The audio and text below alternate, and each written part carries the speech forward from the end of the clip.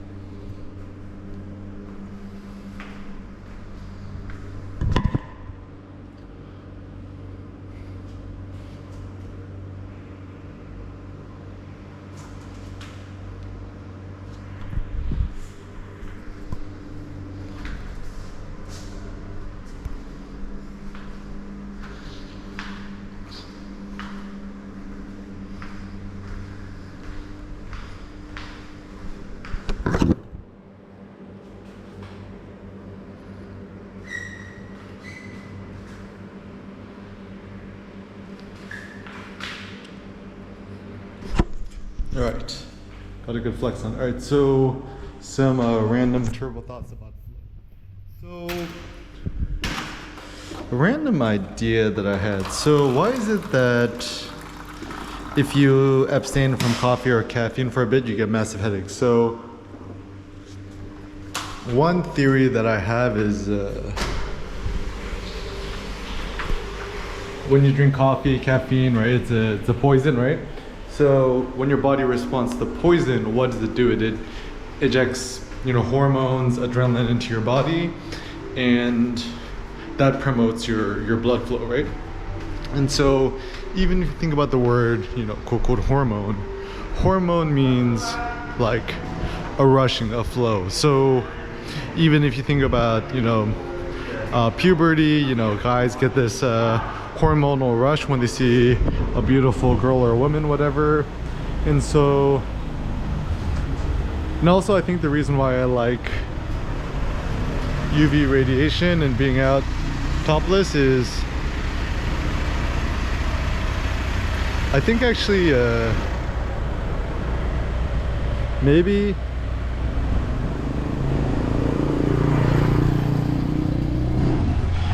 if your body gets more UV radiation from the sun, whatever, that promotes better blood flow in your body or some sort of other hormonal flow.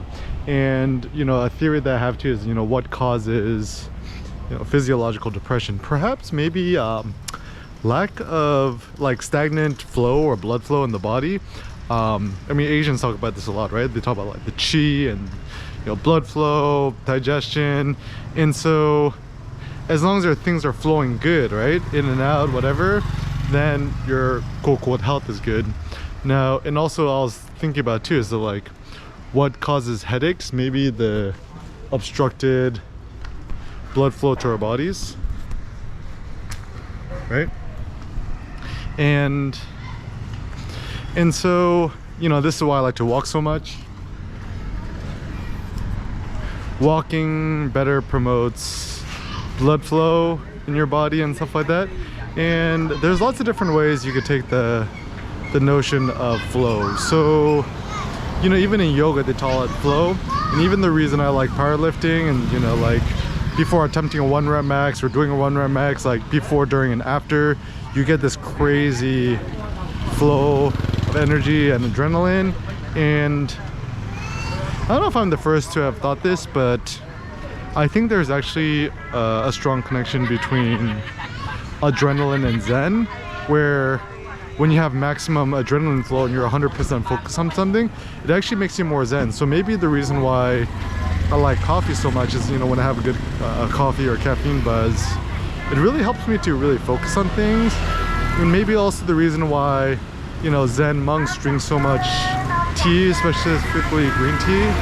Apparently there's this synergy of green tea where it has both caffeine and L-theanine, and apparently L-theanine promotes like relaxation and calm and focus, and also the caffeine is a drug. And I was randomly thinking, I'm like, maybe I should try to switch to green tea a little bit instead of coffee, because Asians, East Asians, I'm Korean, right? I've been drinking green tea forever, and coffee is only a more recent addition to our diet. And I'm starting to think more and more too is that like there must be some sort of hidden connection between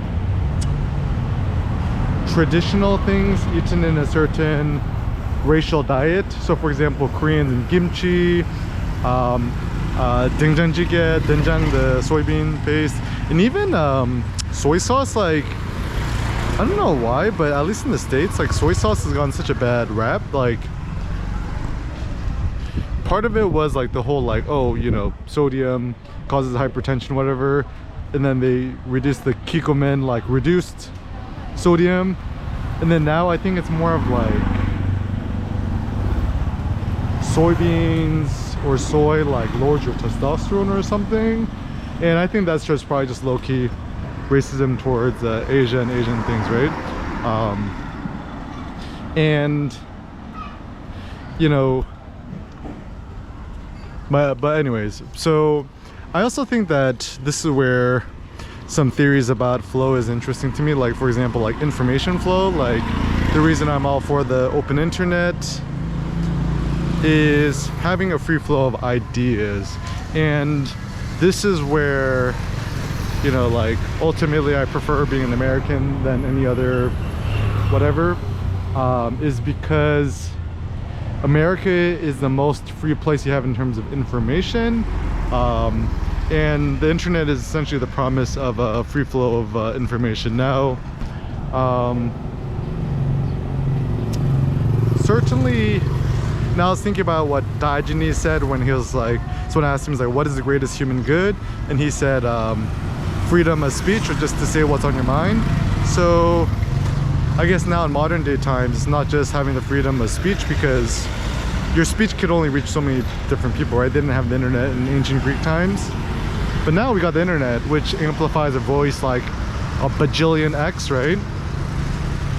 And so having freedom to publish, the freedom of, you know, free speech on the internet, I think is actually quite essential and critical to me.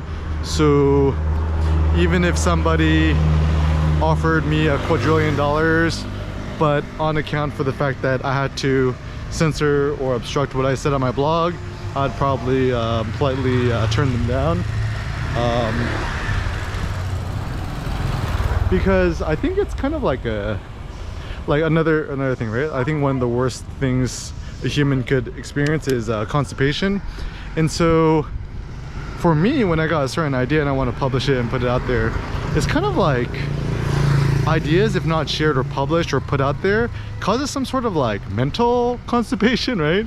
And even Nietzsche says something like, in one of his aphorisms or poems, like, I write down my thoughts, or I publish my thoughts to get rid of my ideas, kind of like via negativa, according to what Nassim Taleb teaches. So, you know, people have, there's all this phrase like get it off your chest and stuff like that. So so maybe that's also where yeah, yoga is helpful, is that when you do certain yoga movements and stuff, it certainly helps you with your blood flow in your body. You know, CrossFit, whatever physical activity you do. So ultimately, if it gets your blood flowing, the better.